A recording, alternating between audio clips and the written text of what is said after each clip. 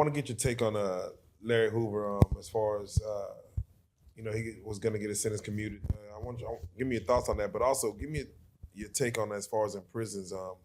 Shouts out to the big homie Larry Hoover. Yeah. When it comes to it's about time. Yeah, when it comes to gang hierarchy, like what are the levels of like? Because Larry Hoover seems like he's up there. He's been up there. Yeah, exactly. For decades. So what are the hierarchies? And is it by time or is it by what you put in on the streets or in prison? A little some of both, depending on what gang you're in. But they're not considered a gang. They're considered an organization. It's different. You know what I'm saying? You got hired killer hands and shit in every situation you're going to be in.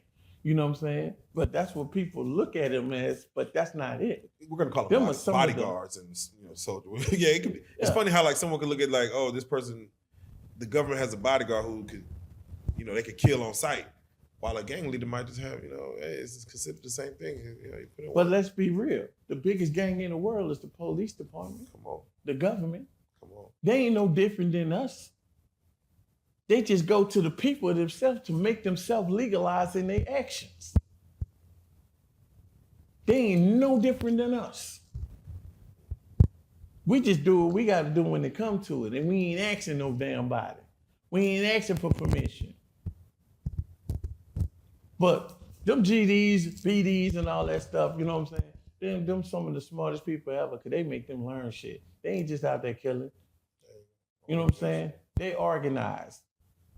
They move with precision versus Crips Bloods and this and that, just strapping on the gun and bandana and shit. And don't get me wrong and shit, once upon a time and shit, there was literature for Bloods and Crips too. It still exists, but nobody goes by it anymore. They just do what they want to do.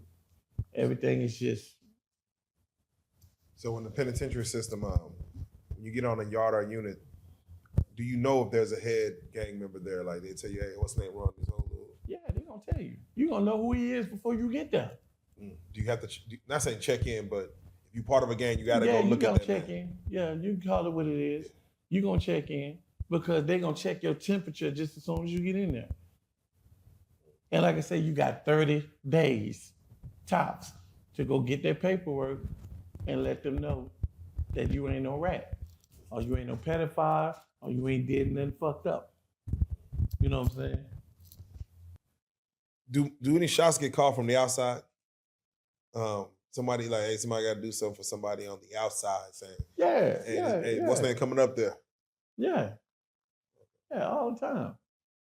It's like this. We got burners, we got everything. Tablets, all that kind of shit. So we keep in touch with the streets.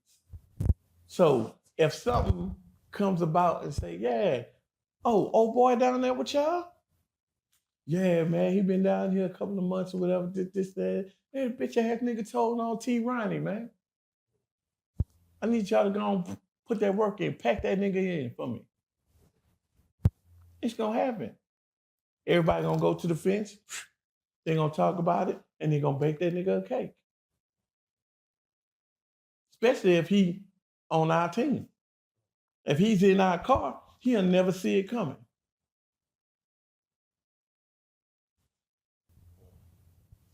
So it goes back to the original question: if an inmate with some OG status been there for, let's say, years, decades, and a weak CEO, or let's say a CEO needed some money, has there been situations where a CEO would accept a bribery to allow to allow whatever the inmate wants to happen? Man, let me tell you like this there. Everybody need money, you hear me? And I don't give a fuck what they tell you about what they pay as a CEO and shit coming in the prison. That money is never enough. It's never enough. So when they meet niggas like me, you know what I'm saying? They got a bag already and shit, and I need something done. Oh, I got them. All I got to do is talk them down. Once I talk them down and shit, and say, look, take this little piece of paper, read it when you feel like it, then splash it. They go, it'll be a phone number and shit. Call this number and shit, and talk to my people, and they gonna write you a check for whatever you need. So money never moves in jail. Doesn't exist in there. It has to Like from the outside. changeable cash? Changeable cash. Fuck no. Fuck no. Now, it's been some instances where niggas got caught with some shit in their mattress and shit. They've been getting in and shit, moving like that and shit, but very seldom when you see that shit. We don't operate out that shit. Yeah, you know what I'm saying? But normally it's somebody on the outside that will reach out to.